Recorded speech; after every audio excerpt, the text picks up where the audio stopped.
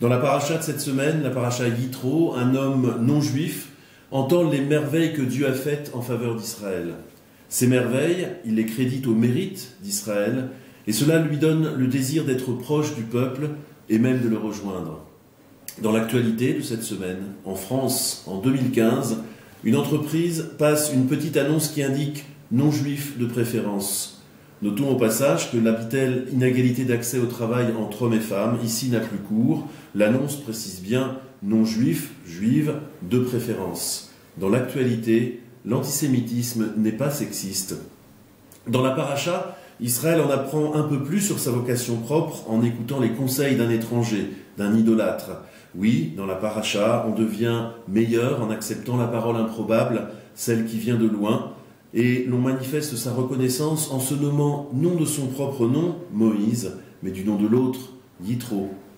Dans l'actualité, Marceline Loridan-Ivens, rescapée d'Auschwitz-Birkenau, raconte que dans les classes de l'école publique, lorsqu'elle projette son film sur la Shoah, certains élèves dans le noir couvrent la bande-son par des claquements de doigts continus. Lorsque la lumière se rallume et qu'elle propose un dialogue, y compris à ces rebelles de l'ombre et de la lâcheté, personne ne répond. Dans l'actualité, des hommes qui pensent que les livres apprennent la désobéissance de Dieu ont brûlé plus de 2000 ouvrages dans la grande bibliothèque de Mossoul. Efficacité de la folie et de la haine, il a suffi d'une demi-douzaine de pick-up pour emporter et brûler des millénaires de culture. Des livres pour enfants, de la poésie, de la philosophie, de vieilles cartes ottomanes et aussi toutes les collections privées amoureusement déposées au fil des siècles par les vénérables familles de Mossoul. Dans la paracha de cette semaine, en revanche, Dieu nous donne un livre.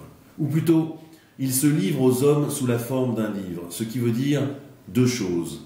D'une part, la révolution du savoir. Les hommes ne seront plus déterminés par leur naissance et leur rang social, mais par leur égalité devant le texte, leur droit à lire Dieu selon leur propre interprétation. Deuxième point, la modestie et la sagesse de Dieu. On comprend du Sinaï que Dieu n'est pas assez fou pour se donner aux hommes de manière visible. La théophanie ne fait pas dans le voyeurisme divin. Dieu ne se donne pas en spectacle, mais il se donne à lire. Bonne lecture. Dans la paracha, Yitro prononce pour la première fois l'expression « Baruch Adonai », béni soit l'Éternel.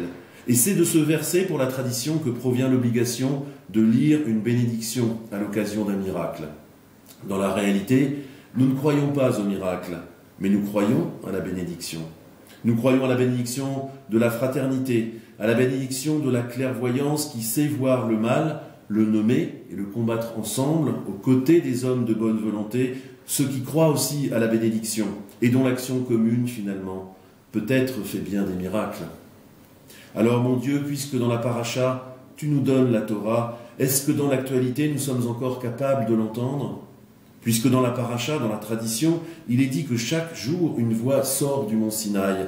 Est-ce qu'il nous est permis d'énoncer à nouveau tes 10 paroles, de les interpréter telles qu'elles sortent aujourd'hui pour nous, telles que nous les comprenons ?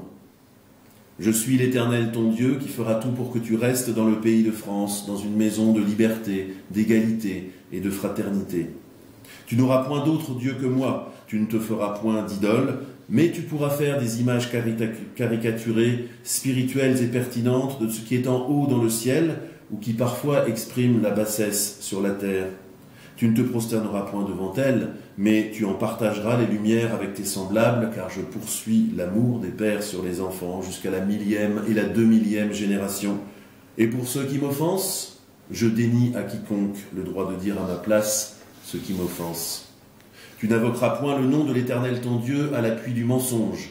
Entendons-nous bien, tu ne l'invoqueras pas non plus à l'appui du crime. Souviens-toi du jour du Shabbat pour le sanctifier. Durant 6 jours, tu travailles pour toi, pour ton entreprise, pour une cause, peut-être même pour une bonne raison, mais le 7e jour est la trêve de l'Éternel ton Dieu. Et si en ce jour tu ne faisais rien, pour voir, pour se voir enfin, et pour lire un peu, puisque Dieu nous a donné de la lecture. Honore tes parents, et aussi tes sœurs et tes frères humains, afin que tes jours se prolongent dans la société de liberté, d'égalité et de fraternité, que l'Éternel ton Dieu t'a demandé de bâtir.